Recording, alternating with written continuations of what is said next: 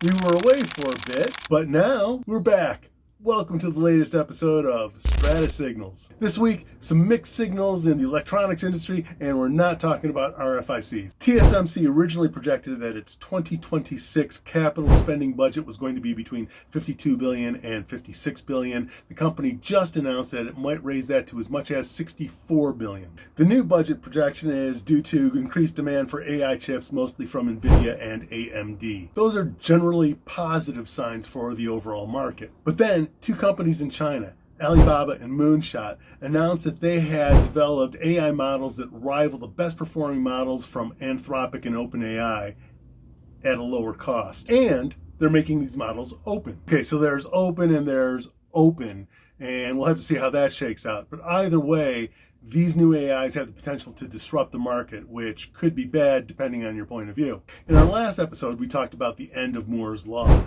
Now, when you get down to the integration levels that the industry is at now, silicon isn't the only material that's running up against physical property limits. So recently, we've had a bunch of stories related to that issue. One, Cusp AI just brought in a total of $450 million in new funding. That brings its total funding up to $2.6 billion. The startup uses AI to model the properties of materials that could potentially be of use to the electronics industry. The company's development partners include a who's who of industry players, and Amazon founder Jeff Bezos just joined the prominent list of investors in the latest round. Two, copper wiring has been used to conduct electricity ever since people started doing that on purpose. The problem is that now it's representing a speed bottleneck in data centers. Several companies are trying to perfect optical interconnect to replace copper interconnect. To that end, STMicro announced the ability to build photonic circuits on 300 millimeter wafers.